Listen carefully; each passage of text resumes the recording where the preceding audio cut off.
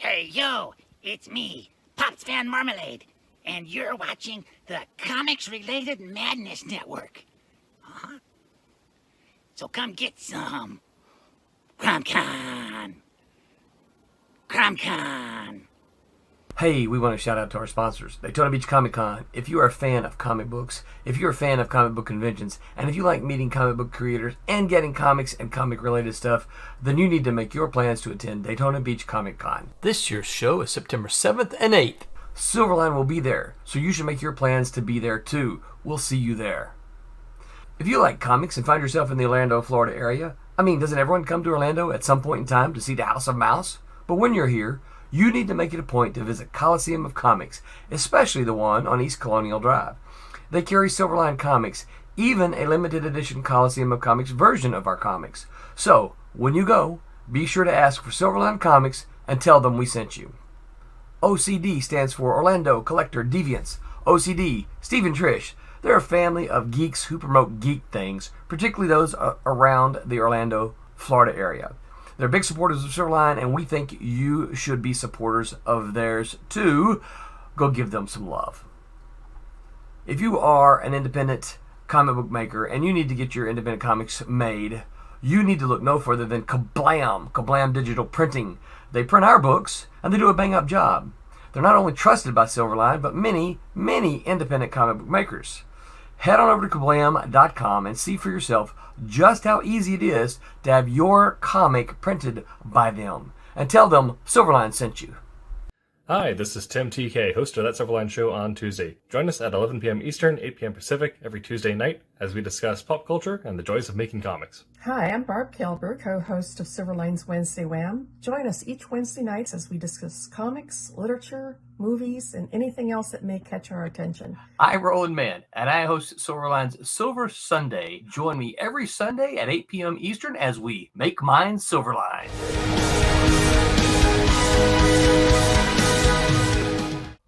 Hello, everyone, and welcome to Silver Sunday. This Sunday night, October the 23rd. Yeah.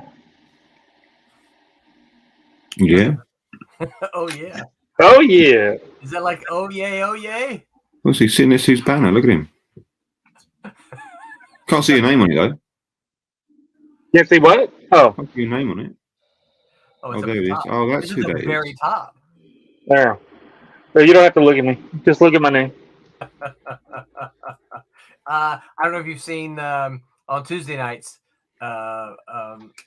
Tim still has your banner as the backdrop. Good lad. That's when I'm getting used to have it. I sent him a couple of notes during the show saying, hey, it's good to see Peter on your show. And he goes, still got his banner. I said, why don't you just take like a Post-it note and just post over it and put your own name on it. Yeah. Yeah. All right, some quick business before we get started here. Shout out to our sponsors, Daytona Beach Comic Con. Oh man, you know what? And we've got the dates. It is October 23rd, 2022. There you go. Wait, yeah. 2023. No, the dates for the dude. I was believing you. Daytona Beach Comic Con. Oh, I thought you meant today's date. What's happened today? Should we start over again? Reset. Yeah. This still has the 2022 dates up. I did see Tom make the announcement for 2023. We'll make sure we get that the next time we go live. Yeah. So, cool. but it is. He does have the date set, so we'll start broadcasting that, so you guys can make your plans to show up at Daytona Beach Comic Con next year. So thanks to. Can we just do that show? What's that? Can we just do that show? We did just do that show. Yes. So we're gonna start because they're our sponsor. We're gonna start promoting it. We're doing it again. Doing it again. Yeah. Shadowhawk Talk says hello all. What's up, Shadowhawk?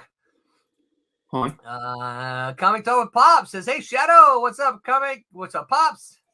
Howdy do. So that's Daytona Beach. if you like comic books and you find yourself in the Orlando, Florida area, or probably just the Central Florida area, find a Coliseum of Comics. They like comic books and they like Silverline, especially if you find yourself at the East Colonial or the Claremont store. Drop by and tell them we sent you. Oh, look at that. We got someone else joining us here. Hey, howdy. The beard himself. Oh. So what's up, Rory? Oh, nothing. Just doing a little bit of last minute studying on a school night for a quiz tomorrow Oh. Yeah. that I've neglected to study for all week long. So what you're saying is that despite the fact that you're older and wiser, your age has no bearing on the fact that you still act like a student. Absolutely, yes. if you wait to the last minute, it only takes a minute. Yeah. That's right. That's all you get. Yeah. Yeah. Unfortunately, I think a lot of my students do that as well. I tried so hard not to be that way. It's like I want to be ahead of the game the whole semester. No, if it's not due tomorrow, I'm not worried about it. I'm worried about it. You know, I was a terrible student for my bachelor's degree.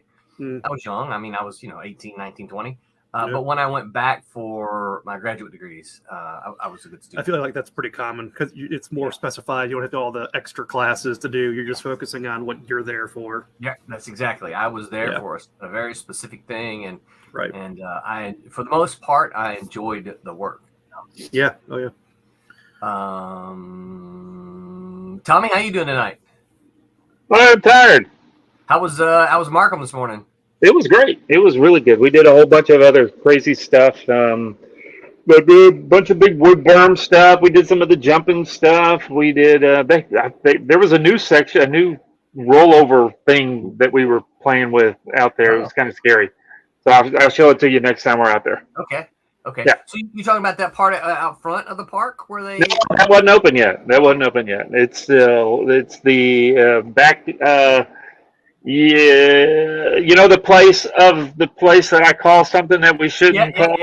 Yeah, that place. You know how it's got two sections, right? Right. One of the sections, they put a big log rollover thing that's about 3 feet tall. That's kind of, you got to get up and over if you want. You can go around, of course. Yeah. But it was kind of scary. Did you do the little hop over it, the little climb? I bunny hopped completely. I just bounced right over. No, actually, I grabbed the bike with my legs and I leached. I ran like this, and I grabbed the tree limb and I swung right over it, and then I dropped down on the other side. I'd like to see that video. Yeah. Oh, I deleted the video. It was kind of blurry, so I deleted it.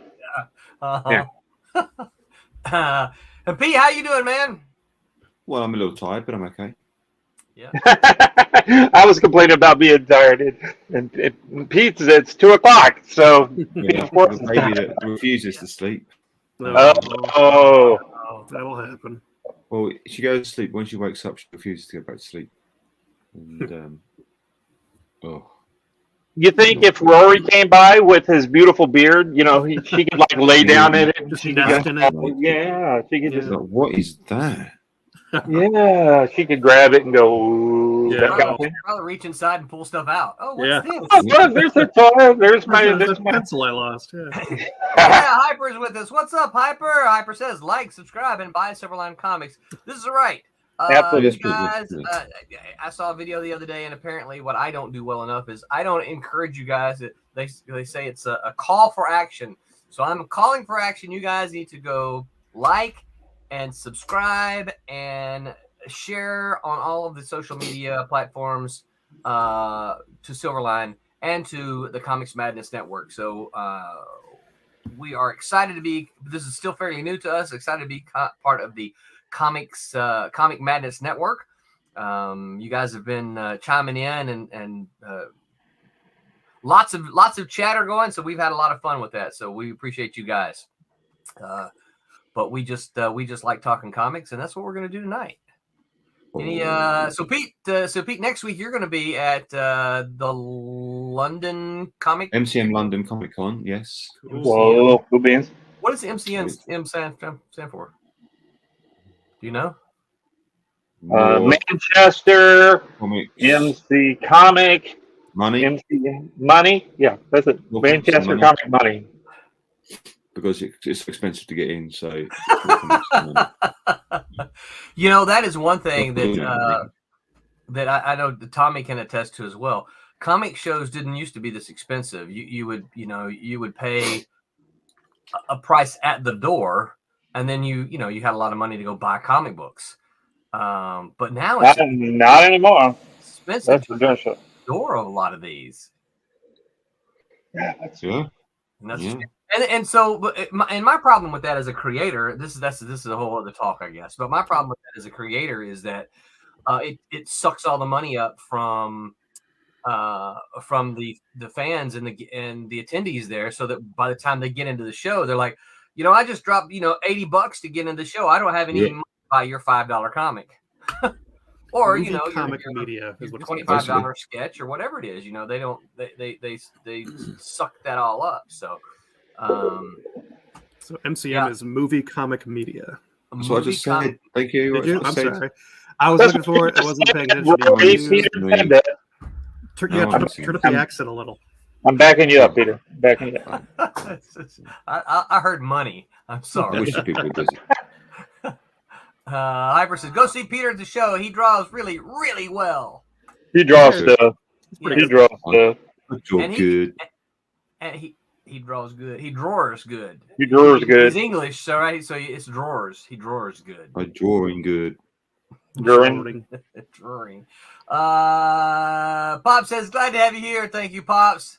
Hyper Potato says, high ticket prices are another reason I look for creators that don't charge to sign. Yeah, that's a whole other. I've shouldn't be been bad. having that discussion with several folks lately. I'll Yeah. be honest. If I could get away with charging people with a sign, I would. I would.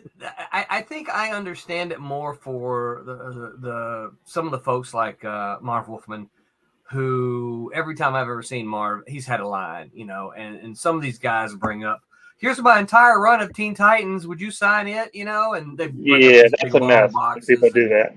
Yeah, and I think every time I've ever seen Marv, he's never had a problem with it, but it's kind of like, you know what? I'm going to sign 3 or 4 of yours, and then I'm going to sign somebody else's, then 3 or 4 of yours. Yeah, if you want to go get back in line, that would be fine. That right? kind of thing. Yeah. Because I would hate to be that guy that has my one comic to get signed, standing right behind the guy with a long box full of 300 comics for Marv Wolfman to sign. Yeah. But anyway, all right. So tonight we're going to talk about kids and teens. Kids. As far as- God. Well, so I think one of the things we got to do is we have to start off with a kind of a common agreement before we can. We all hate kids. We can Got move it. No, forward. So what's that? we all hate kids. Got it. So would we all kind of An agree agreement that we got to come up with. Oh, that in general, kids and teens aren't really reading comics Oh, nowadays? nowadays? I don't I I said in don't know general. any kids or teens, but Well, I thought you do teach kids, don't you? no, yeah, they read. But what they don't read are like the monthly comics. Yeah. What they read are Captain Underpants and those sort of comic books. So the comic books they can find in a bookstore. So Okay, Captain like the full Underpants. volumes. Wait a minute. What's a bookstore? So Like a Barnes and Noble. I guess you got Barnes and Noble. No, I'm just saying that they're all but dead for the most part, aren't they? Tommy hadn't been to one since 1992. Yeah, but he can't read. And not since He can't read. I can't read. That's right. Yeah, There's a Not very since limited I've pop-up been in a book bookstore. section. You don't read so good. I don't read so good. If it don't have pictures, he can't understand it. Oh, no. Those books good.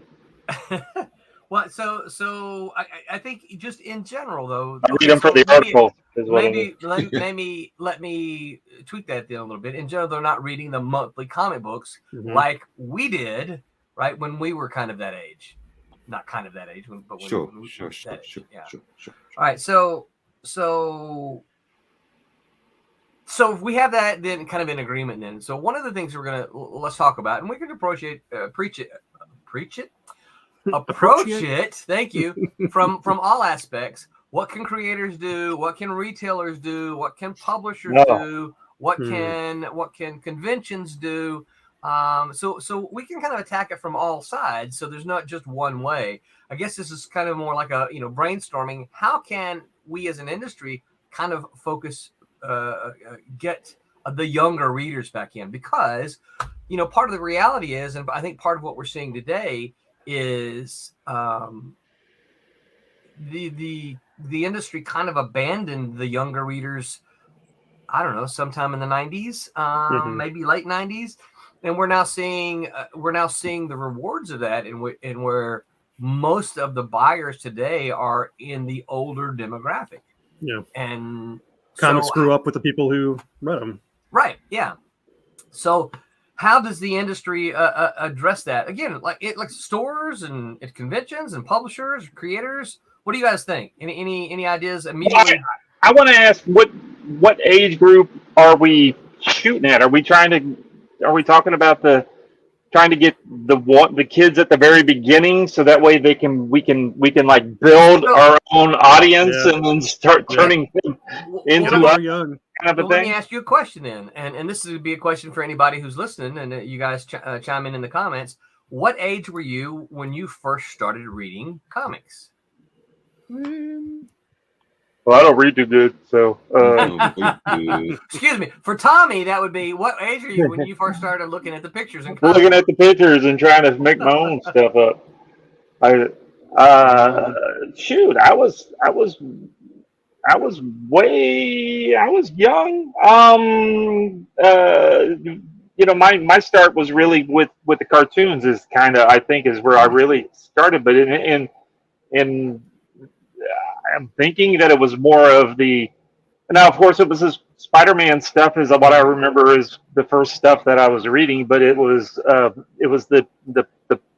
paper with my grandfather, like the Sunday paper and and reading, and that, I think those were the first time I realized that that the Peanuts was more than just a cartoon. It was a strip, right? Right. A comic strip. Yeah. So it was more of that stuff for me. So I had to have been. God, when was I visiting? We were in I don't know, 5, 6, 7, somewhere in there. But is that too young, too old to get started? No, I don't think so either. I was probably, I don't know, later, 13, 14. Yeah, I was probably about that age.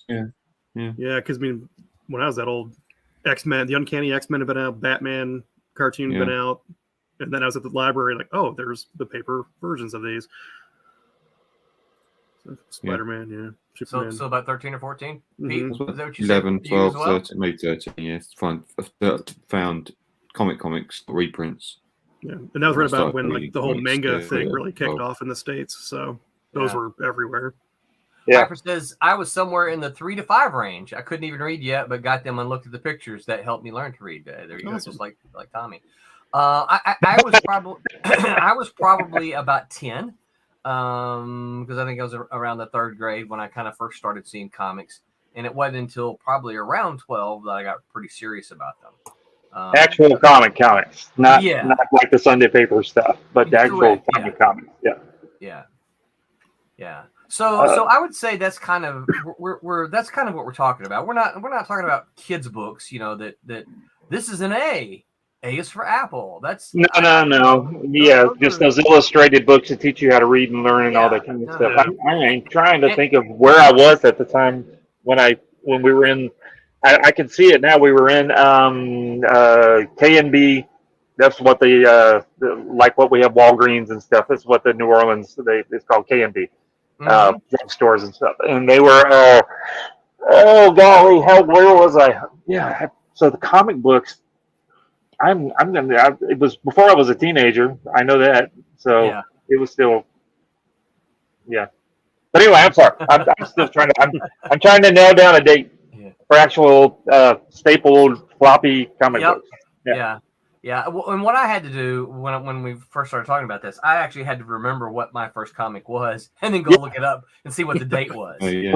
Right? Where you were and what you were doing. I think I was in the second, third, fourth grade. How old is that?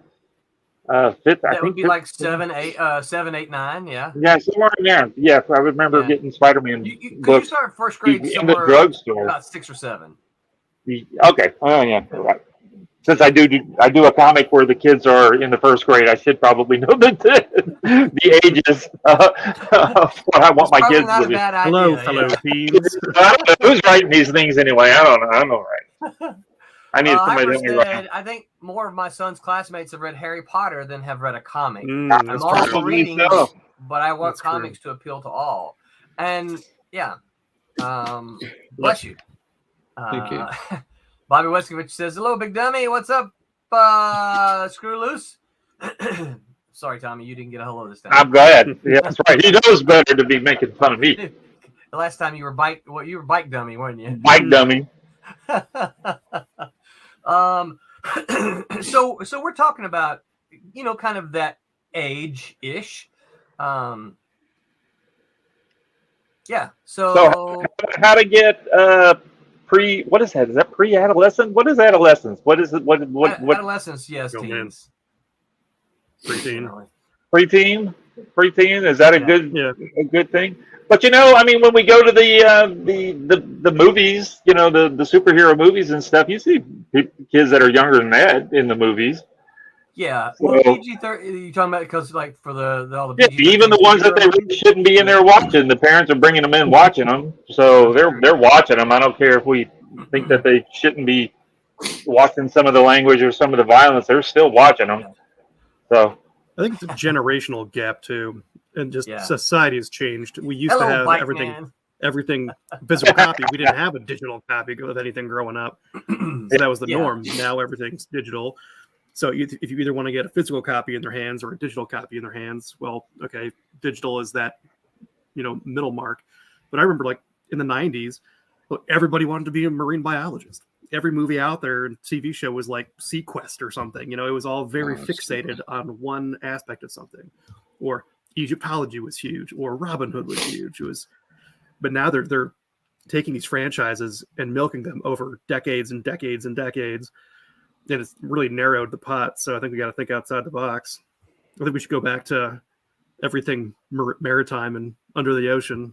Time for the nostalgia buy. Let's remake The Abyss. Yeah. What's that, Pete? It's a good film. No. Or like Pier Bench was it The Beast? Like all the Jaws, all the maritime movies come out at the same time. And all the alien movies. So got to fixate on something. I'll say, I think one of the single biggest issues we have is distribution.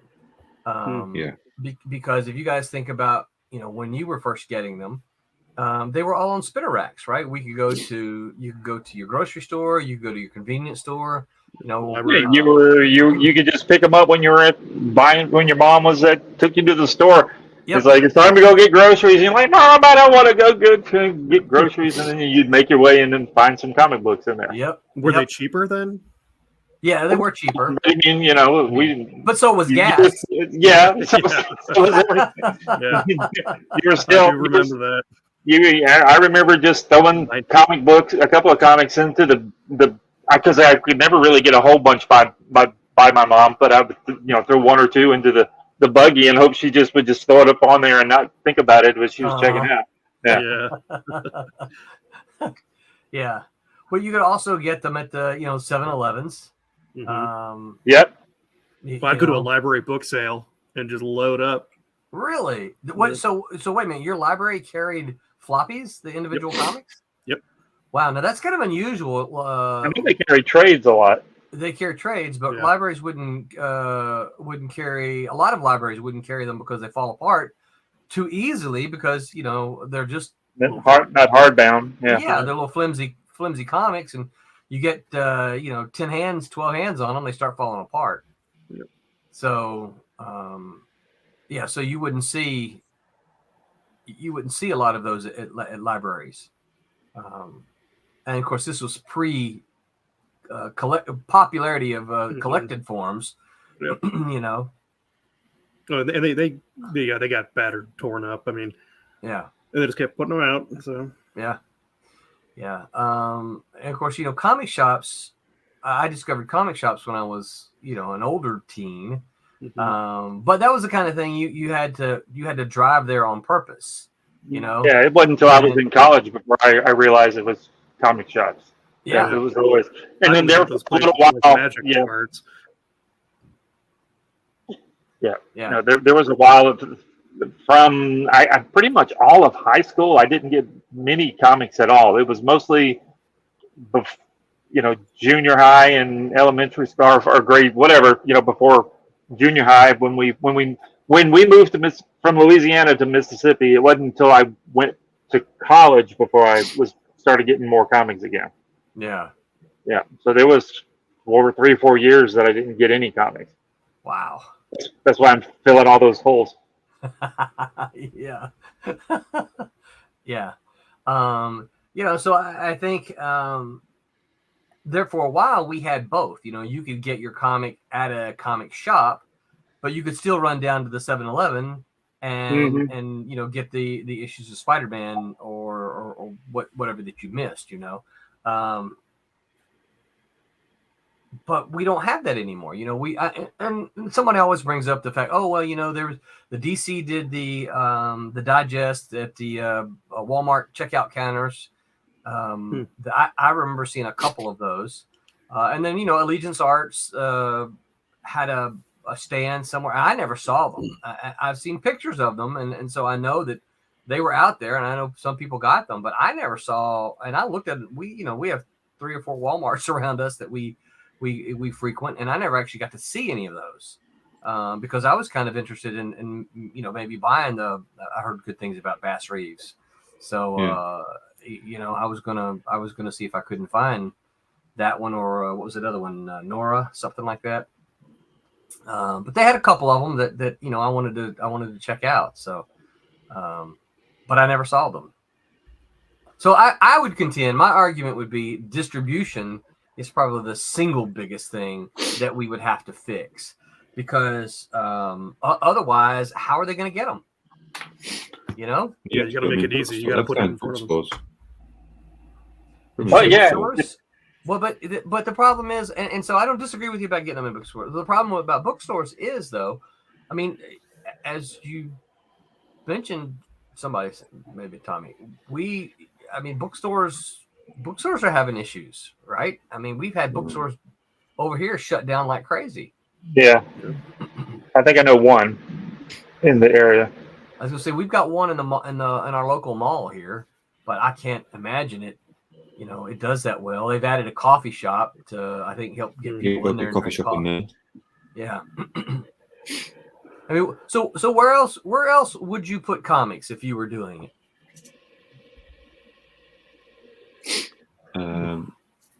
Well, corner shops, obviously, yeah. Yeah. The grocery stores used to have the magazines and stuff. A lot of them still do have a small book section.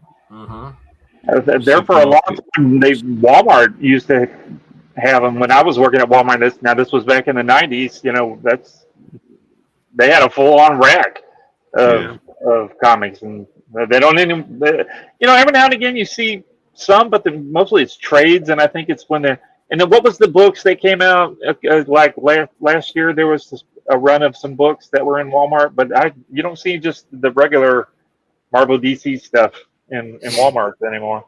Yeah. Toy shops. Anyway, there's kids. Toy shops, yeah. Toy shops. Gas stations. The problem is if they don't sell at the moment, they can't send them back. That's why stores don't want them. So, well, what are we going to do with all these comics that don't sell? Yeah. So I think the industry has to correct that. The publisher has to correct that. Yeah. I think in my neck of the woods, there are more. Some said if they don't sell, you can send them back. But they used to be fully returnable. Yeah. And that was fine. That worked. All the corner shops and stuff would, because they said, "Oh, okay, it didn't sell, send it back." Right. It hasn't cost us. But now, they only paid if they sold, and even comic shops get loaded with these things. They're like, well, what are we going to do with these 100 copies or whatever? Just stick them somewhere because Don't just throw them Well, away. They end up in a. They hold on to them in the dollar box and somewhere. then they end up in a dollar box. Yeah. Also, you can't throw them away. You can try and make something out of them, even if it's a loss. Right. Yeah. Well, and I've seen one of our local stores here. I've seen them take a lot of those things and sell them in bundles, super cheap bundles for Halloween. Like, hey, you want to give some comics to some kids? Here's this bundle of 100 comics for $50 or something. I don't know what they sell it for, but they were super. As a bundle, super cheap. That's a good idea. Yeah. Oh, yeah. I love the idea of giving away comics for Halloween. I think that's great. Of course, if I was a kid, I might have been I might have been disappointed. I didn't get like an antique store, and they would have bundles of they'd bundled up comics, just random comics that bundle them up. Really? String and say, well, there's 50 comics there, and they're a couple of pounds. And my dad was like, "I want these. I'll get those." Oh, but we're going to talk about where the kids would get them. That's cool. Mm-hmm. Yeah, so that was clever. I don't know where they got their comic book from. But where can we get where the kids go? Where are kids aren't going anywhere? They're going to the grocery store. Under bridges shooting up.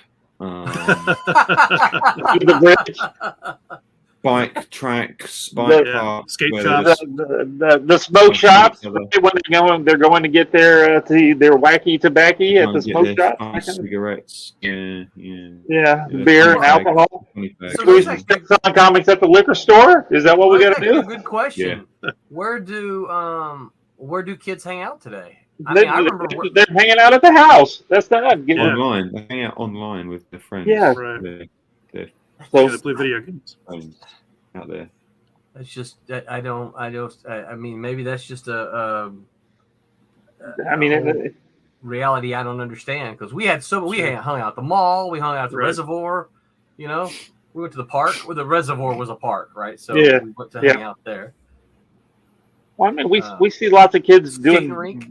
We see a lot of kids doing the at the bike parks and all that kind of stuff, but you can set up a comic book rack up at the van driving around. Hey kids, open your van. Hey kids, want a comic? Get on in. Yeah, that's not good. Be warmy about men like you. Yeah. Anthony, what are you doing to my kids? It's just a comic book. I'm just trying to give you comics. Champion Fury team book. There ain't nothing bad about it. What about school book sales? Is that still a thing? What is it? Like school book sales? Those yeah. I think obviously getting into something like Scholastic, and that's something that once we get a handful of trades and we're close to it, right? I'm gonna find out, see if we can't get into something like that. I don't know how to do it. I know how to reach out to bookstores, and I know how to do all that. I don't know how to get into Scholastic, but I think that you see like Bone, right? I think Scholastic is probably very, very, very selective of what they put in their their catalogs. But you mentioned earlier. What was it? Diary of a Wimpy Kid? Is that what you said, Pete? Yeah. That and Captain Underpants. Yeah. So Captain Underpants. Yeah. I'm having problems remembering Captain Underpants. I know we did it, but the problem with those is they're not really comic books. That's what I was going to ask him. They're a mixture. There's some comics elements, but then there's blocks of prose. I like them, but I don't know what you call them. If we're talking straight comic books, right?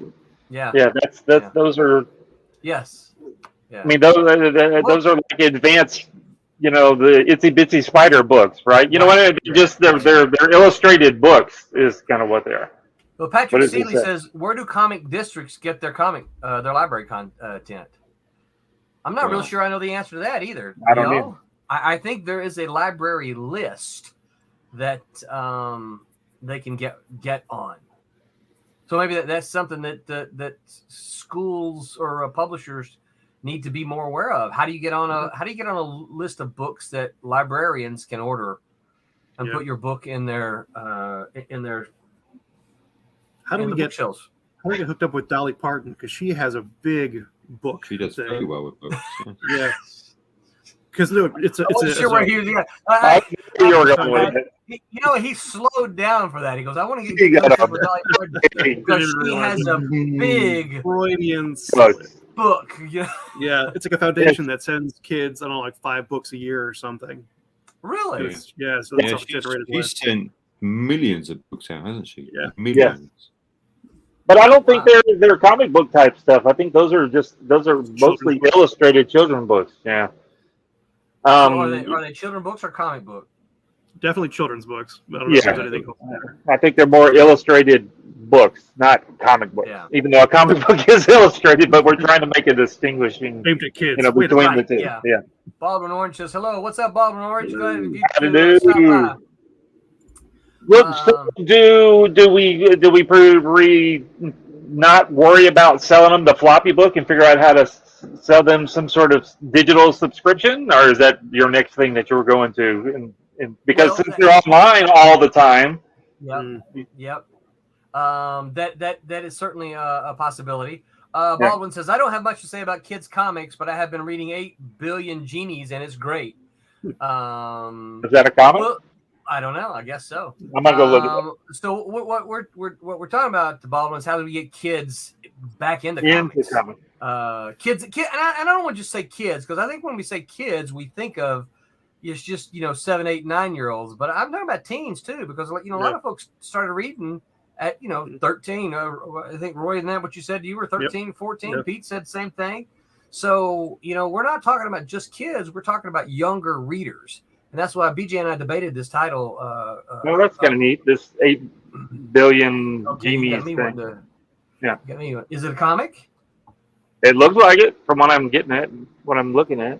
Well, but I know that a lot, like when my students, because a lot of my students are. That's kind of cool.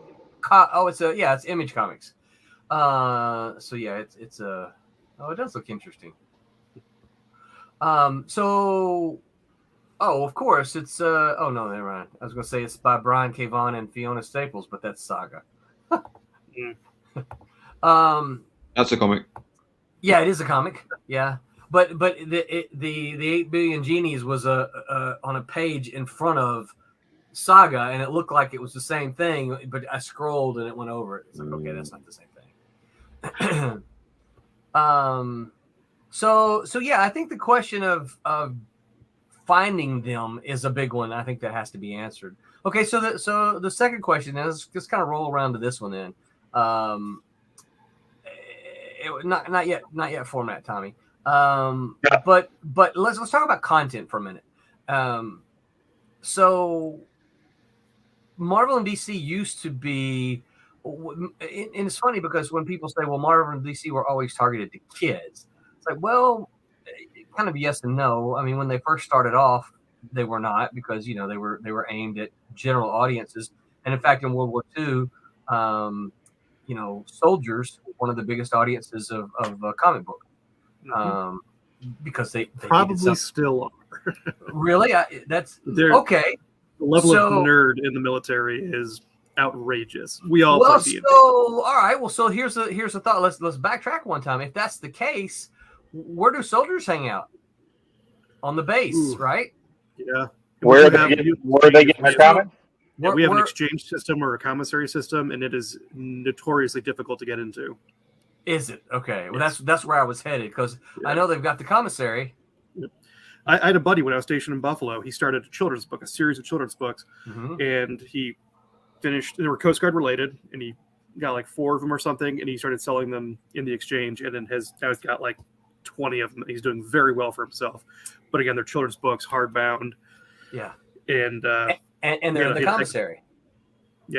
Exchanges, commissaries, PX, whatever you call it, post. The PX, Baldwin says, with the death of local comic stores, it's just hard to find stuff nowadays. When I was a kid, I could walk into a comic store and buy old 80s and 90s comics for $0.25 an issue. And buy. And that's kind of one of the things we're hitting on is that they're not really accessible. So you have to go looking for them. It's not like given to you anymore. Yeah. So you kind of already have to know what you're getting into. I think where I'm out in the boonies, but between me and Columbus, there's probably more independent comic book stores than there are bookstores, and they Yeah, seem to do wow. pretty well. And one guy even moved his location from a strip center to inside of a mall because it was more space and cheaper because malls are dying. Malls And are dying, yeah. I walked in there and I was looking for a specific comic, and he said, I asked him what his business was, and he's like, great. It's incredible. For whatever reason, these tiny little malls are like doing well now because they're cheap enough that they can lower their prices. And wow. Well, I know they can't be terribly expensive because our local comic, the closest comic shop to me is in a mall, and they've got a pretty big space. Well, half of their space is devoted to tables to play games. Yeah, same. So they always been a thing. Yep. They're not filling it with product. I remember when I worked retail, I remember one of the bosses telling me one time, look at the shelves, what do you see? And of course I said, I see records and tapes. He said, no, you see $5 bills hanging up everywhere there, right? And I'm like, what? And they're like, yeah, you see every one of those, the $5 bills. Is this what we're trying to take those $5 bills and get someone to give us a $10 bill for that, right? So it's like all of it's money on the shelves and on the racks and everything, right? So when I look at a comic shop that's got like half of their space devoted to empty tables for people to play games, I'm like, okay, you must be doing well enough that you don't have to devote this space to money. Baldwin says, we used to get Stars and Stripes digitally when we were at sea, and they had a decently long comic section, but it was all strips. Yeah. And see, that would be kind of cool to get into something like that. Baldwin says, I live in Fremont, Ohio. Rory. Yeah. Yep. We have a comic shop near us that is in a small old factory. That's kind of cool. That is cool. The guy has a small showroom, but over 1 million comics in the basement. He has everything. And from what he has told me, he's like a big dealing northeastern comic and retro toy scene. Big dealing. Wow, that's pretty cool. Man. Yeah, in Columbus, we have a comic and cartoon museum. Oh yeah, I've heard about that. Read about it. I think Sergio Aragonis went up there one year, wasn't? Oh yeah, pretty cool. I think so. Yeah. Does anyone hear Darth Vader? I do. That's Tommy. That's got to be Tommy. Yeah. That's got to be not Tommy. I don't hear Darth Vader. What's it sound like? Yeah. Yeah. You really don't hear Darth Vader? Still? Send it to my headphone? No. Yeah. Spooky. That's pretty funny. It is the haunted street. So what about content, you guys? At one point in time, Stan Lee said, his target audience was 8 to 12-year-old boys, because those were the biggest buyers of superhero comics, right? And of course, one of the things he's also on record as saying early on that his all the Marvel comics were targeted at college age kids, and that's what they were writing, but they were writing them on a level that could be appreciated by the 8 to 12-year-olds because that was their biggest audience. That was their biggest buying audience, but college kids were reading them because of the content that they had. Clearly that changed, right? Yeah. And they kind of, I kind of feel that sometime after the newsstand market disappeared and it went only the retail shops, that Marvel, everybody abandoned the comics code, and Marvel and DC, but when I say Marvel, I kind of mean Marvel. Yeah. They just kind of abandoned the younger readers completely, and went after a more mature reader, even though they had things like their more mature lines. Their normal lines still were pretty close to what you can buy a Marvel DC comic today, and I would contend it's more like Vertigo was in the 80s, and Marvel's was what was Marvel's? Oh, Epic. Yep. Oh yeah. Yeah.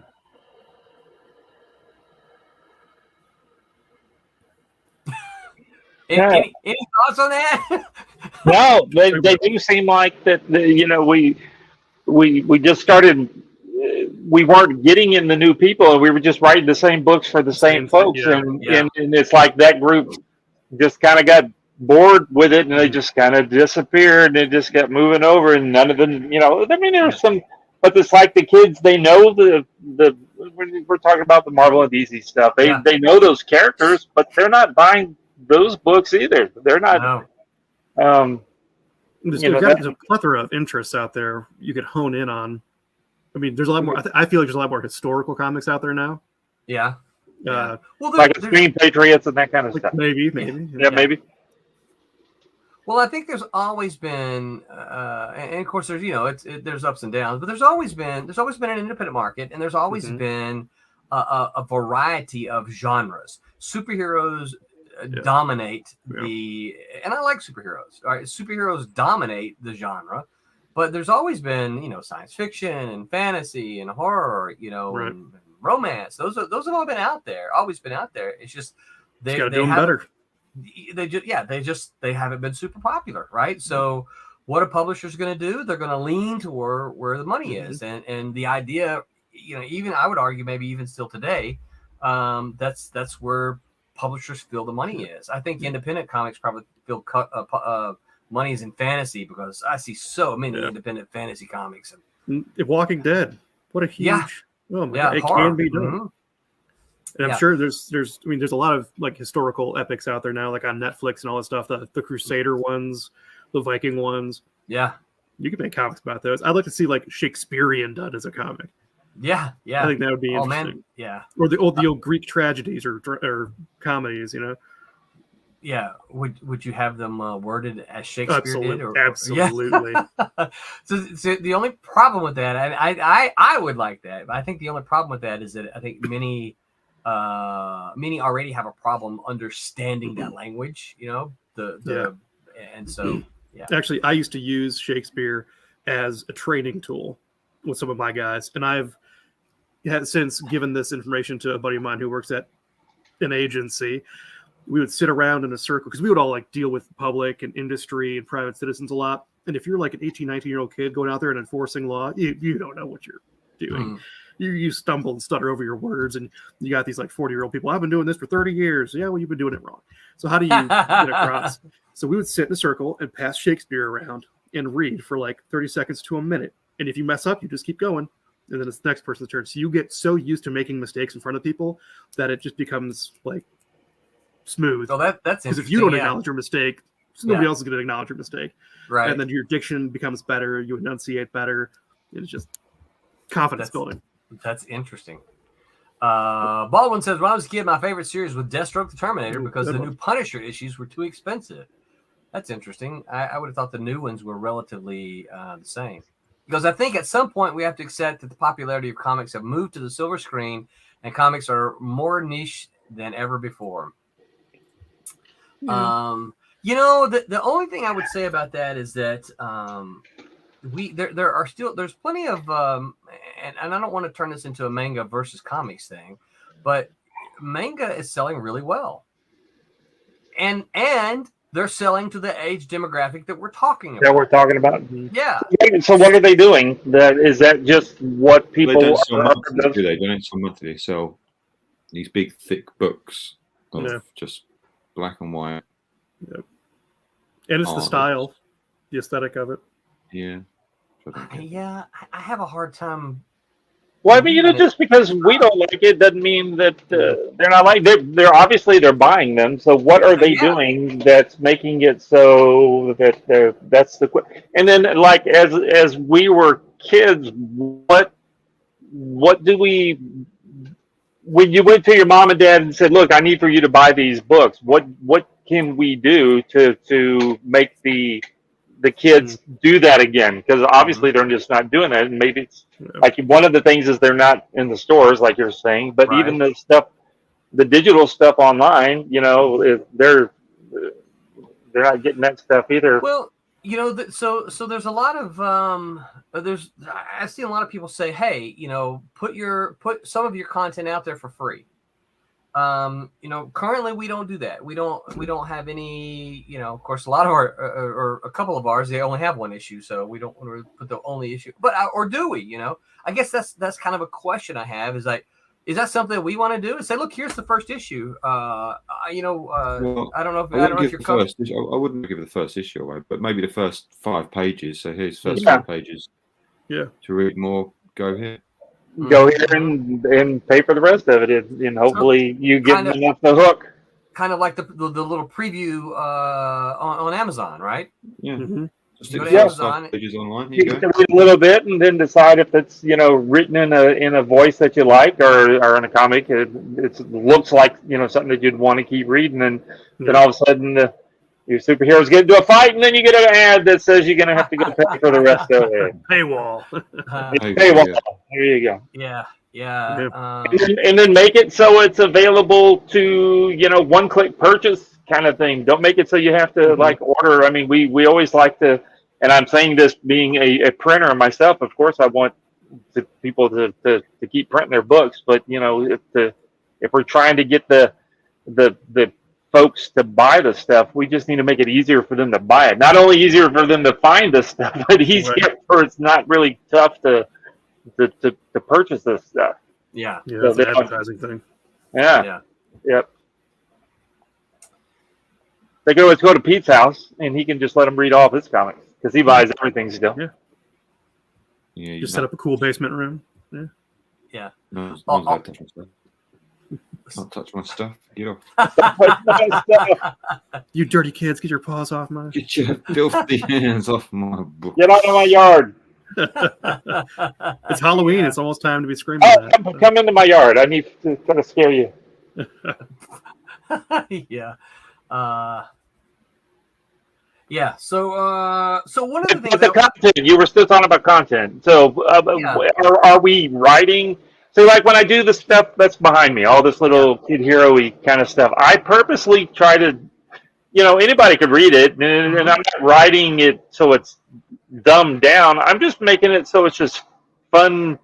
Saturday morning cartoons. That's when I do my own stuff. It's Saturday morning cartoon type stuff, and and that maybe I am writing it for the kids to read it. Maybe that's the only thing I can write because I can't piece 2 sentences together. Maybe that's probably what the problem is.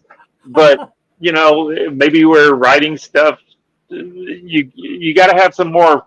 I don't want to call it adult because I don't mean X-rated adult, but more mature, I guess. Yeah. But then we still need more. Just I don't want to say it. More fluff. Is that bad? More silliness? Can't say that. No. Oh no, we can't say that. I don't mean adult and fluff. I mean, we're gonna get in trouble. Yeah, don't put those together. No. Greg Harms says, "Evening. What's up, Greg? Thanks for stopping by. We're talking about how to get kids back into comics. What do we do? Help us." Yeah. So one of the things, and of course, that's part of my whole motive behind the whole PG-13 idea with Silverline is to try to we want to make our books accessible to a large range of readers, right? And yet we want to have content that's smart enough that an adult can read it. And I always hold up Bugs Bunny as one of the most brilliant cartoons ever made, right? Because you can have a young kid watch Bugs Bunny and just laugh because Bugs Bunny is just silly, silly stuff. But when you watch it as an adult, you're like, I see what you did there, Bugs. It's smarter than we often give it credit for, and it's smarter than a lot of adults give it credit for because they don't watch it, right? But Bugs Bunny is a smart, or I'm talking certainly the classic Bugs Bunny, and I think SpongeBob SquarePants is that way a lot. I had to watch a lot of SpongeBob with my kids when they were. Pete, you ever seen SpongeBob SquarePants? I've never really watched SpongeBob. Obviously, I know what SpongeBob is, but no, I've never really watched it. Yeah. So it's more of like a higher intellectual comedy with the aesthetics pleasing for children. Because a lot of so many of them are like Toy Story or those Pixar animations. They're made for kids, but adults can laugh along. So they get the joke. That's exactly it. That's exactly good it. writing. Yeah. That's exactly it. And so that was kind of whole part of the idea for Silverline, is that, because I've had a couple of people pitch me stuff. It's like, oh no, this is hard R, and I'm like, well, that's not for us. That's not that's not who we're going for. And part of the other reason that I did that is because, and this will kind of go to maybe the next part of kids, is that when I kind of started doing conventions again around 2009, I noticed not only had the conventions changed, but I noticed a change in the clientele, I guess you could say, in the people who were attending conventions. It's like when I first started going, and Tommy backed me up, it was like 90% dudes, right? They were the ones going, and you'd see their girlfriends hanging out with them, and it's not. And then they were mad, yeah. And it's not that you wouldn't see females at all. That's not what I'm saying, right? They were absolutely certainly there, but it was way heavily more male than female. Yeah. And the one thing I noticed is when I started coming back is that, wow, there are a lot of families here. I don't mean just a guy and his gal, right? But I'm talking families, people bringing their kids, and I'm like, wow, these shows have really, progressed. I remember going to shows, and you could see the artists. This is before the days of the big banners, right? And you could see artists with an easel behind them and nude drawings, right? It was okay. It was okay. It was, but again, it's because it's a different kind of attendee today. You wouldn't see that today. They wouldn't allow that. I remember when I first started noticing the changes, they would ask them to cover it up, and then you would see the artists take little Post-it notes and cover up the little naughty bits. Yeah. But then a lot of conventions just kind of have kind of changed to kind of deal with the fact that a lot of families attend shows today. Greg Harm says, for myself, I like to do the all ages, but write for a multi-age readership, many layers. Yeah, that's exactly what I'm talking about. The problem with if you say all ages is what you guys think? If you hear all ages, what do you think? People think it's just kids is what you're thinking. Yeah. Little kids, little younger than 10 kind of kids. Yeah. It carries a connotation of all ages means it's dumbed down, right? Yeah. It's something that is aimed at a little kid, and that it's unfortunate. It shouldn't be the case, right? But it is the connotation that term has.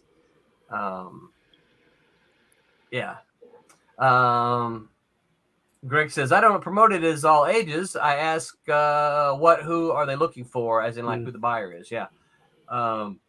Excuse me. Yeah. I think that's one of the reasons that I kind of latch onto sort of the PG-13 idea, is that you can look at,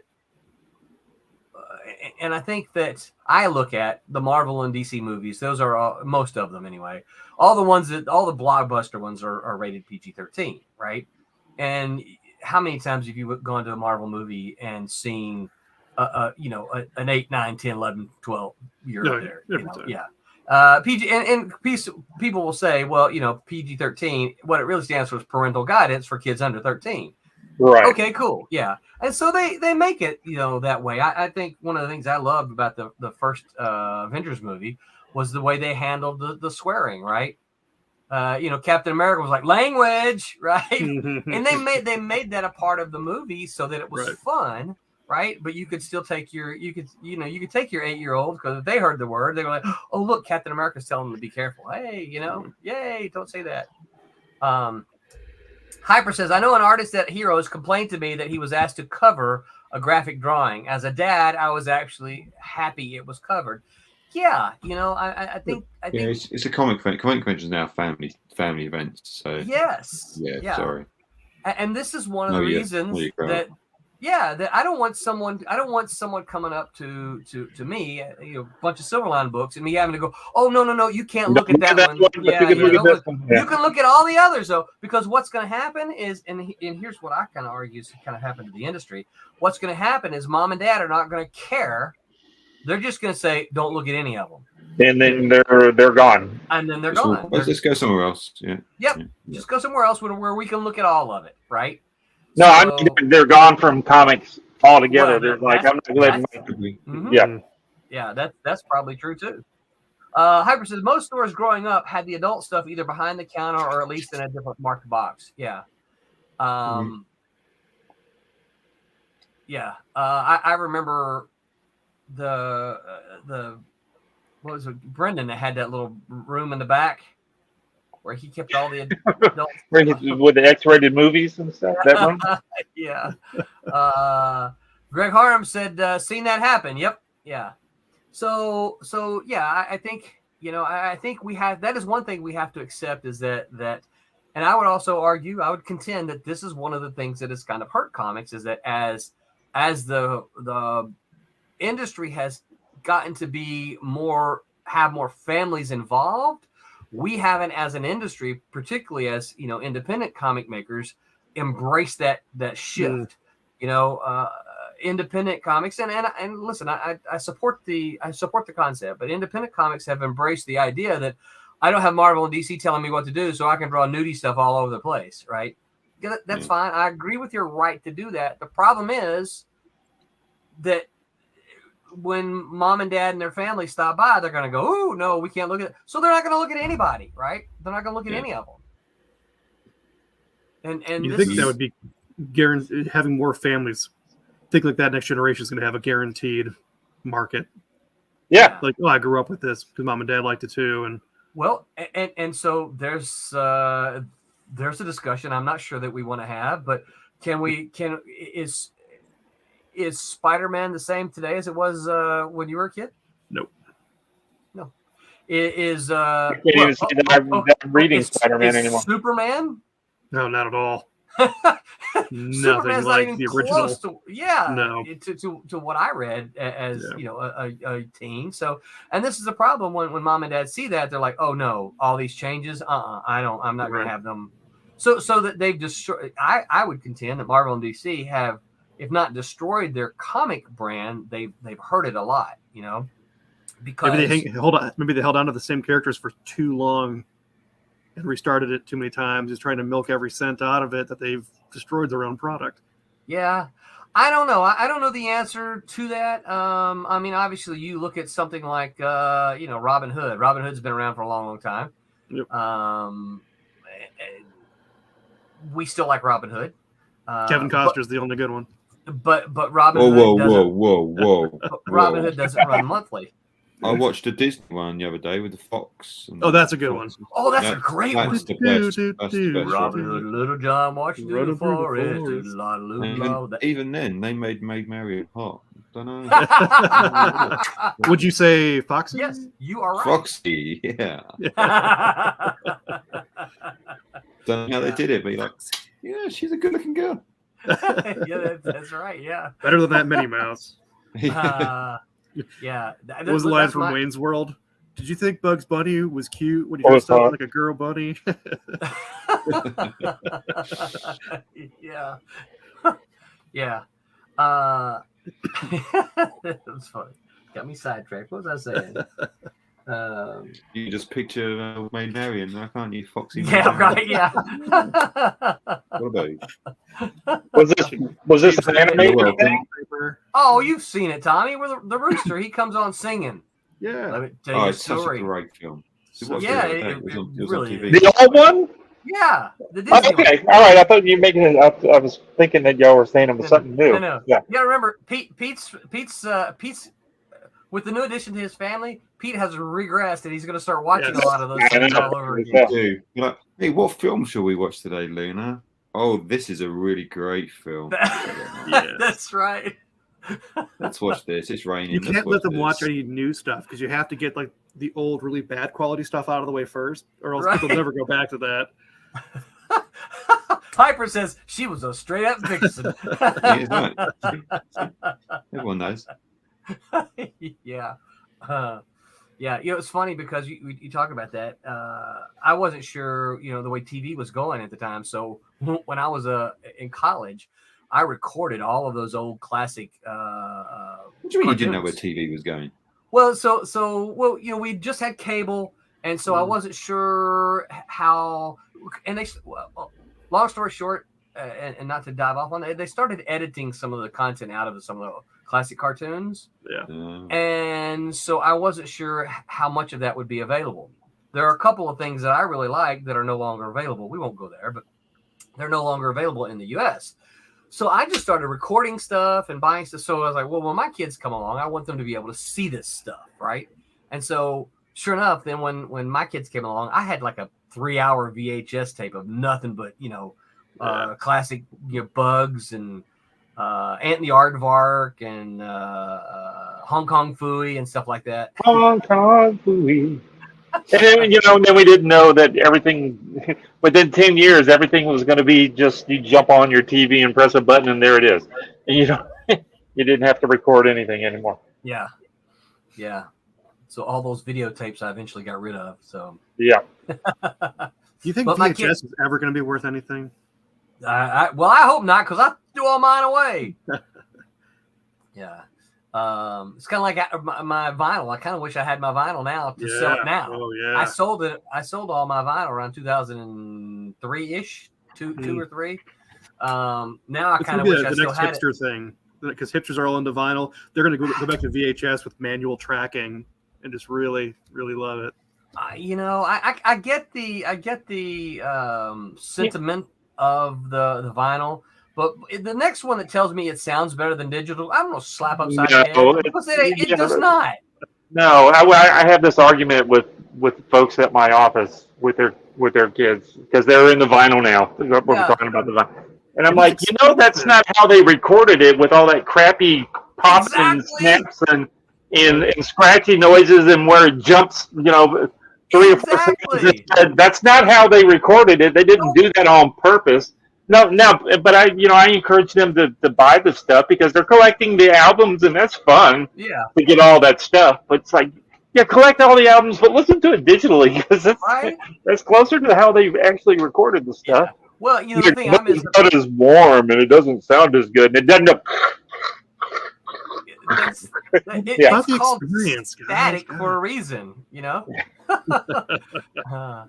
I mean the thing I miss about albums is the album art. Yeah, and all that stuff in the sleeve with all the silliness, but then that's our collectible side coming back out again. I discovered Frank Kelly Frias because of the News of the World album, Queen News of the World. I discovered Frank Frazetta because of the Molly Hatchet albums, right? I didn't know who these people were before then, but I'm like, this is really good stuff, right? We watched Renee and I watched on I don't know if it was Amazon Prime or whatever. There's a Kiss. There's a million history of Kiss thing, but this one's kind of different and all the stuff that it's a different them telling their story again at the beginning with all the albums and stuff. It's really good. It's really, really interesting in how their first 4 or 5 albums just sucked until they did the Kiss Alive, that very first one and then they cheated all the way through it. It wasn't even live. They faked out all the music on it and stuff to make it sound like it was live. And then all of a sudden all the live, records started coming out. And that's when they started making money. You got to watch it if you can. That's interesting. Yeah. I told you my Gene Simmons, Paul Stanley story, right? I met them. Ooh. Yeah, it was one of our trips to New York when I first became a Marvel editor. Right, they brought us all up there, and they were having a Marvel party because they had just done the Kiss comic book, right? And so we all went to the Kiss Which Kiss one? Not the one with the blood in it and all that kind of stuff. That was back in this. No, that was earlier. Yeah, I to be honest with you, I actually don't even remember what it was. Yeah. I just remember marketing geniuses is what those guys are for sure. We went to the Kiss party. I stood and talked to Gene Simmons for like 5 minutes. That's cool. Yeah, he was really cool. I'm sure he doesn't remember it. I shook Paul Stanley's hand, but he came walking by and he had like 2 little 18-year-old gorgeous girls on either hey, thanks for coming, man, and shook my hand. Really nice, but he was not interested in me. All right, Rory, what's your first Kiss album? Me? No, Rory. Oh, Rory. My first Kiss. I actually never got into it until I was. Never got into it. I didn't like them all that much when I was younger. My mom, but just wasn't my bag. Yeah, my mom bought me the what was it, the Cat album. You remember when they did the 4 albums? Like, yeah, Peter Criss album. Yeah, because I was percussionist and still like this is the drummer guy. You listen to this, and I'm like, I don't like this very much. For me, it was what's the one that had Detroit Rock City on it? Detroit Rock City. No, I've got it. I don't. It's in the other room. I got the CDs of it and stuff. What's a CD? I don't know. It's like a laser disc, but smaller. Yeah, yeah. It was on there. It was on their night. It was on the album Destroyer. That was the first one I had. Yeah. Sorry, didn't mean to. That's okay. Watch it though; it's pretty good. I think you might like it. Yeah, that's cool. Because it's really them, right? It's a. Yeah. Okay, yeah. It's mostly with this because they're gotten into this thing. They're doing these movies now about these bands, and I watched the one about Queen, and I thought it was terrible. I hated it. I actually like that one. Yeah. I didn't like it because I think there's so much. I realize that it's a movie, and I think that was my problem. Is I was thinking more biography, right? Instead of because they got so much a little bit. They got so much stuff wrong in it. And the dates and the songs were backwards, and I'm like, that's not true. This song came out before this song, because I was a huge Queen fan. Queen's good. Yeah, and they teased every song. You're like, I just want to keep listening to the music. Yeah, right. Oh yeah, they would play part of it and then stop it. Yeah. They just got so many of the dates wrong and so many of the things backwards and out of order. And I'm like, I didn't like it. And I thought the guy was fine as Freddie. Yeah, it was good. I like that guy. The Rocket Man movie was pretty decent. Yeah. See, I didn't watch that. Didn't watch that one. Didn't watch one about Bowie or. I didn't see that one. Yeah. Oh, the one you got to watch. Is it the Poison one? No. It's not Poison. Go. Dang it! I can't think of the other band. There was Motley one. Crue? Yeah, the Motley Crue one. I know it had to be totally raw, but it was fun to watch. Did you see it? I haven't seen it. No. Yeah, it's really funny. It's funny. It is totally funny. I mean, those guys should have died. Spinal Tap was great. Spinal Tap was great. Have you seen Spinal Tap? Yeah, we've seen Spinal Tap. This is Spinal Tap, yeah. You didn't Peter's going to watch it tonight. Yeah, no, I've seen Spinal Tap. Yeah. Turning up to 11. Yeah. You didn't like it? It was too. Yeah, I loved it. I thought it was brilliant. Oh, okay. I watched it only because the guy. I said, "Oh, that's the guy that does the Simpsons voices." So that's how I knew. Wait, one of the guys from Lenny and Squiggy guy. Oh, yeah. He does Homer, doesn't he? He does loads of the voices. But yeah. I did not know that. Yeah. What is this? What? Raj Mahan. They are talking music.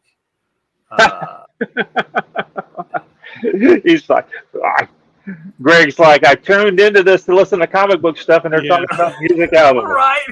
There was a crossover. They're talking about how to get kids to collect music albums. Is what we're talking about.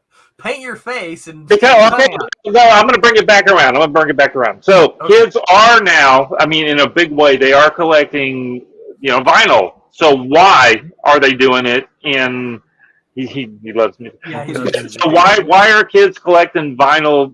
Even the new hard stuff. Because Barry Gregory's daughter Molly, whenever she's in the office, she's trying to find, some rare something, this, that, and the other. I mean, it's not like it's super rare. It's just just coming out, and she's trying to get her mom to give her $100 so she can buy this album that she can get for $10 if she just gets the digital version. But she's getting it. She's buying it. They're buying it. So why all of a sudden is vinyl for kids, not vinyl for adults? Because adults, the adults that are bought vinyl back in the day, except for you, Roland, because you stole all yours. But why are the kids that didn't listen to vinyl when that was the only way that we could listen to it when we were younger.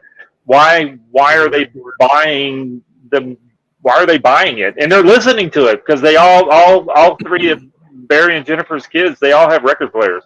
Or turntables. Really? I'm sorry, I call them record players, and they're turntables, Tommy. I'm like, okay, turntables, whatever. They're fancy record players. Turntables are go wiki wiki. Wiki wiki. Right. We got two of them side by the side with the little shifter. Yeah. The word for it is anemoia, and it's a nostalgia for something you haven't experienced, but you think is like harkens back to a more traditional easier time. Anemoia. We got to figure that out. Greg says collectors will always collect. That's true. Yeah. And I think if it might be worth something later. I mean, records are going to be really great in like 200, 300 years when you can melt them down to make diesel and gasoline. You put razors on the edges and you can fling them when you're doing the Mad Max thing, you know. Yeah. You get a frisbee for that. Holds up better. Yeah. Well, so I guess the question then would be, so why are they buying vinyl? Why are kids buying vinyl? And what is it about vinyl that makes them want to collect it? And they're listening to it. I hear Molly and her mom talking about it all the time. She's actually listening to her stuff, that she's buying. So it's not like she's just buying them and stacking them in a big long box. She's actually listening to them. And when my mom passed away earlier in the year, she had a bunch of albums that I brought them all to them, and the girls were like, "Oh, thank you." And it was just a bunch of stuff that they didn't care. It had some Elvis stuff in there and this, that, and the other. And they listened. They cleaned them up. I think one of them bought one of those cleaners so they can clean the vinyl, and they listened to all that. They're listening to it. I think it's the physical experience, the tactile sensation of it, and the ritual of taking it out, putting it on, putting the needle on, all that. In a time where everything is just click, and that's all you get. Yeah. And everything you buy is like, you can buy an album off of Apple Music or whatever. You don't actually own it. You don't physically own it. So if they don't renew the lease in 2 years, you don't have it anymore. That's right. I think I'm going to make an app. I hope nobody's listening. Just the four of us, right? I'm going to make an app. Yeah, write this down. That we can sell, that you can listen to the music that's on your phone, and it'll put skips and scratches on there, so it'll sound like vinyl. So the record app, gramophone. Right? Don't tell nobody. What? Somebody's already got this? Who's got the wax cylinders to bust out? That should be the next thing. Actually, if you go on YouTube, you can find, it's just someone set up a camera. And they put the needle on the vinyl and they play the vinyl, and you can hear it just like that on YouTube. Oh, that's good. That's like the Fireplace channel. Yes, yeah. It had the Santa Claus arm, throw another log in. Yeah, I know. When I was looking for some song, I forgot what it was. I couldn't find any of them but the stupid vinyl. I'm like, I don't want that version. I want like the real version of it, But yeah.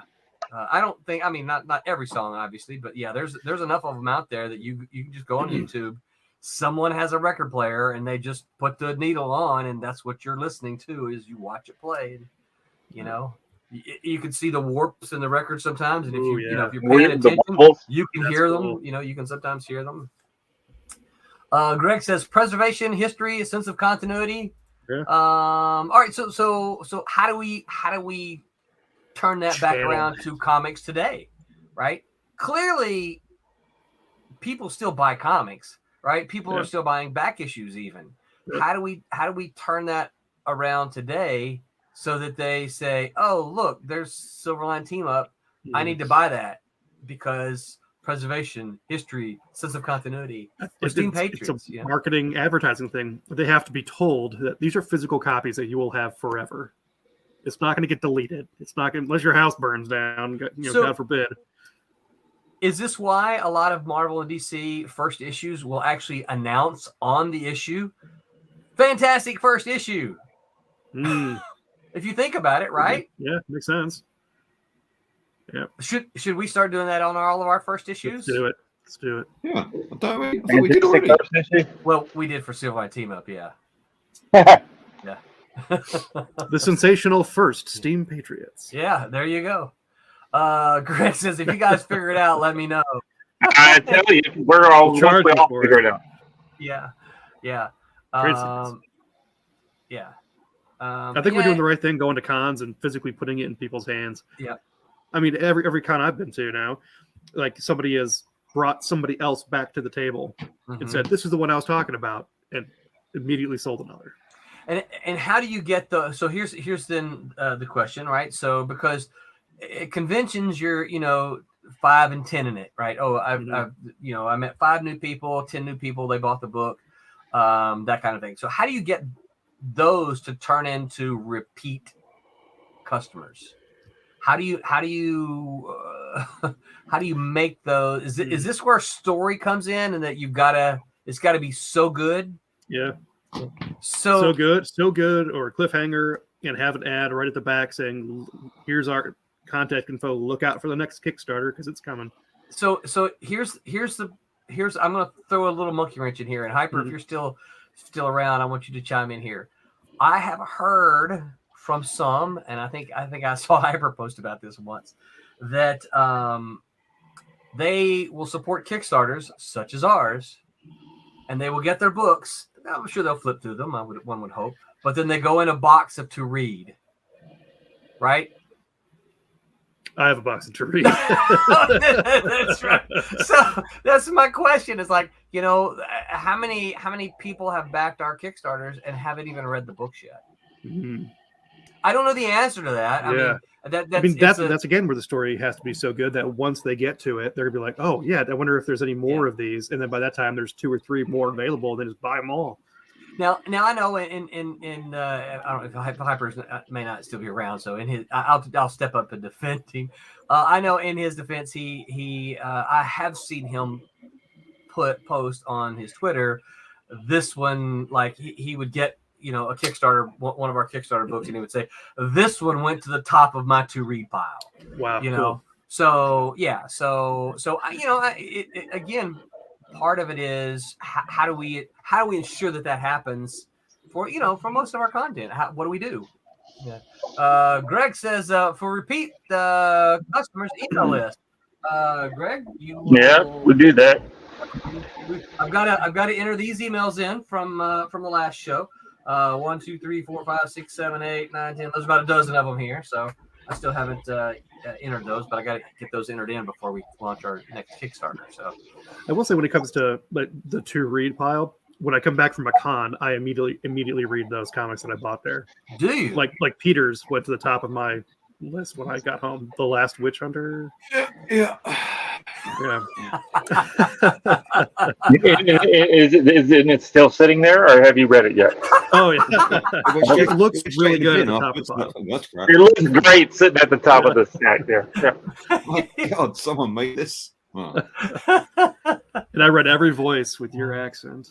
Oh, they are all English. Lovely. They are all English. Thank you. Yes. Yeah. One was South London, one was Cockney, one was North. Yeah.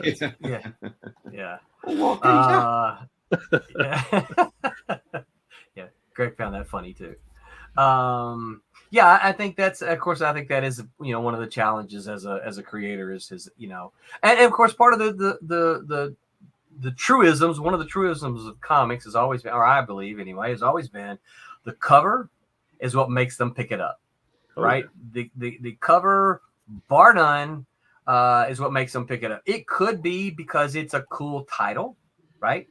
It could be because the logo is cool. It could be because the artist is cool. Something, that cover is what made them pick it up, right? Particularly if they don't know you, right? The artwork, because they're going to pick it up then, and they're going to flip through it, right? The artwork inside is what's going to make them decide to buy the book. The story then is what's going to make them come back for the second issue. That's or the next issue. So there's only 2 types of customers: first timers and repeat customers.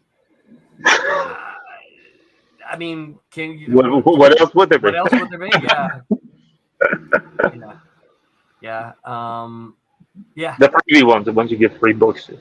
So yeah, so I think there's a lot of truth in that. I think you do have to figure out, it's like, how do you get them the first time, right? How do you convince someone who does not know who you are It's free the first time. Try your book. It's a drug. And then how do you get the ones? Maybe we should pose this question to someone like Hyper or some of our we've got Silverline's got some very loyal backers. We should ask them, hey, what keeps bringing you guys back? Aside from the fact that they love to see our faces on our streams, what keeps bringing you guys back to the books? Personal connection. Could be. I don't know some of them. I mean, that's certainly possible. But there's. Meeting somebody at a con too, like who I've read their comic, makes me want to buy more. Yes, it makes you want to support them. Yeah. Like, this is a real human being, right? And not just some Kickstarter, right? Yeah. Brian Christgau says, "Wee doggies, what's up, everybody?" Hello. Wee doggies. Wee doggy. I can't say that without thinking about Jed Clampett. Y'all know the reference, right? Pete probably doesn't. Beverly Hillbillies. Beverly Hillbillies, yeah. Black and gold. All right, so I guess did we solve all the questions about I think we asked a bunch more. I hope we can. If there's anybody out there, go down into the descriptions below and all that stuff, and leave some comments on what you guys think could help to get the kids to make their parents buy the books. Yeah. Right. Yeah. They're having conversations on the chat. Pop says, hey, Brian, I want to chat with you later, brother. Well, just say it here so we can keep this going. What did you want to ask the other guy? Yeah. All right. So, final thoughts on. You have an announcement. I have an announcement. Okay. Okay. Tell me what's your announcement. I finished inking the last page of Trumps. Woo-hoo! And now we're starting on. I've got a page of Dean's to ink for the cover for what is the book that I'm inking? The cover. Cape Town. Is that what it's from? Yep. So I'll print that out tomorrow and start inking it and get it knocked out real quick, and then it's on to Champ Fury #2. Yep. Okay. So yippee, yippee. Pete's just a load of excitement tonight. He's tired. He's got to go clean a diaper. I'm just like, I've got to get this done now. Get this done. Move on to the next thing, and then I've got to get that done. Mm-hmm. That is a rocking shirt you got on there, Pete. It is. Yeah, I like it. And colours haven't faded, nothing. So it's been through the wash a few times. Still popping. That's good. It's holding up. I'm really. I gotta say, I've been really happy with them so far. So we've washed ours a couple of times, and so far everything's holding up. Have you worn it out much, Pete? Like out and about? I don't know if I wear t-shirts out, but not really. It's too cold in the UK. They can't go outside. It's rainy at the moment. I will say this: I've been wearing my my Switchblade and my Trumps shirt out when we go out. I have gotten every single time I've gone out, I've gotten at least a single comment about it. I got a comment at Walmart. Then through the checkout lane, the cashier went, "Oh, I really like your shirt." I'm like, "Cool, thanks." And she's like, "I don't recognize that character." I'm like, "Oh, it's one of the ones that I work on." Really, that's really cool. Yeah. And you ran out to the car, got her a book, and sold it to her with my desk. Yeah. So around the back at Walmart, I'll sell you a book. I will say this: we and I like our Silverline shirts. Don't get me wrong, the ones with the logos. But when you wear, there you go, just like that. Yep. But the thing about it is, you wear that out in public, nobody really knows what that is. Yeah, it's the red Silverline patch I have on the back of my hat. Kids at school at college will be like, "What's that?" Then I get into my spiel. Oh, that's pretty cool. Yeah, that's. And they're like, "You make comics? That's a thing?" I'm like, "Oh, yeah, that's a thing." So now, next semester, I have to give an hour-long lecture to a class on the whole process. Oh, that's cool. Very cool. Well, can you do that thing where you say, and at the end of the class, I'm going to set up in the back. I have books. Yeah, kind of thing.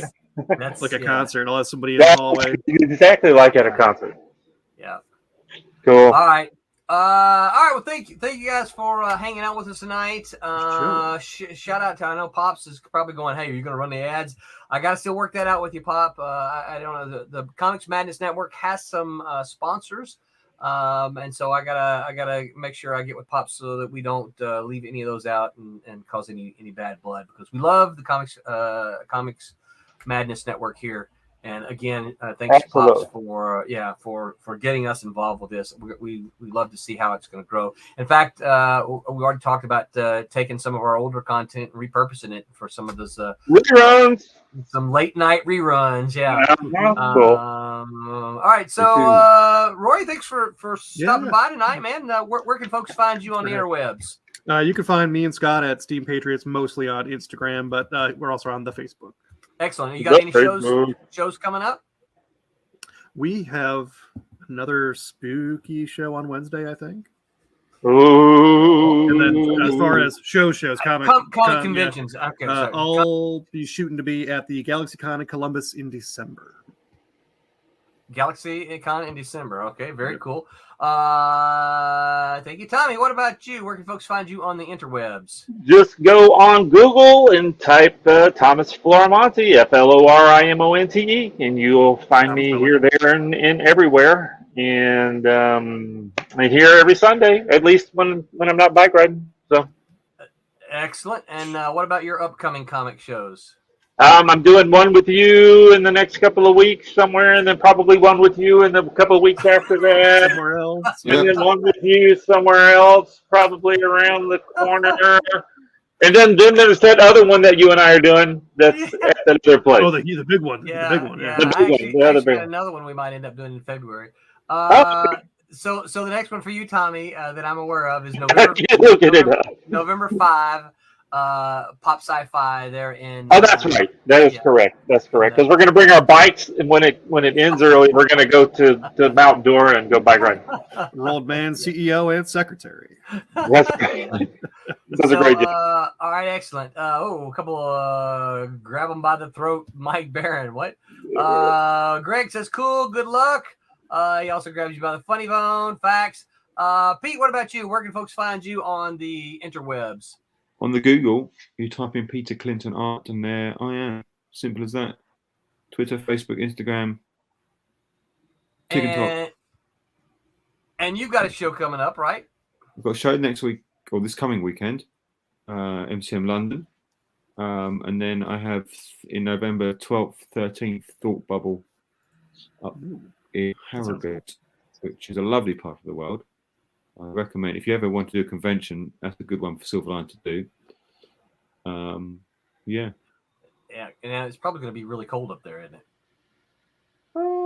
It wasn't too bad last year. Okay. But yeah, November, moving north, it's a bit wet maybe. Yeah. They do know that they're not called thought bubbles, right? They're called thought balloons. They do know that, right? Can you get them to rename it? They're bubbles. They're the bubbles. Yeah. No, they're not bubbles. Oh, no. Man. We got to get them to change those. Talk to them about them. Oh man! Oh. Those Marvel editors, dude. They will go off on you. They're not bubbles. They're word balloons and thought balloons. Gonna put a thought balloon. Yeah. Oh no. Well, I am Roland Man. You can find me on all the social medias at Roland Man Roland. Look me up. Drop me a line. I will be at that show on the 1 week from today. I'm going to be in the same show Tommy's at, but 1 week from today, I'll be at Leesburg. Oh, that's right. Yep. For Halloween show there. So I'll be me and Haley Martin and John Crowther will all be there. So cool. be a fun Halloween show. We will not be here next week because everybody's going to do stuff for Halloween. So I'm going to schedule a rerun for the what did you say? No, I'm not doing Halloween. We don't do Halloween. Yeah, no, you guys are with Tommy. Yeah, but you're doing a convention. So everybody else, Pete's going to be gone for Halloween, doing Halloween stuff. Pete's doing Halloween. That's right. He's setting up the front of his porch with all kind of trick or treating stuff. Don't forget, we've got that Silverline show on Tuesday, tomorrow night. These guys Tuesday night. I've been told from Tim that they're all putting on costumes. And that's what they said. An RPG. And I think you guys are invited if you want to participate. Oh, cool. So it is certainly later our time zone. And then Wednesday Wham, they'll be on here talking about spooky stories. Is that what you said, Roy? I believe so. No, take it back. We are interviewing two gentlemen from Koepp. You are. Oh, Yeah, that's what I was going to say. Yeah, you're not doing a spooky thing. You're doing something else. Yeah. We'll talk about spooky stories the week after Halloween. How's that? If you want spooky stories, go listen to last Wednesday's show. That was pretty good. Yeah. All right. Until next time, remember to make mine Silverline. All right. Good night, everybody. Hey, I'm Pat Broderick. Make mine Silverline.